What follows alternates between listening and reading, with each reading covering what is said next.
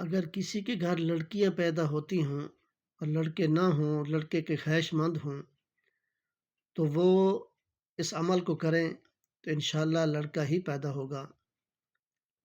تو اس کو کیا کرنا ہے؟ تو حمل کے پہلے یا دوسرے یا تیسرے مہینے اس عید کو لکھ کر عورت کی کمر میں باندھ دیں، انشاءاللہ تعالی لڑکا پیدا ہوگا۔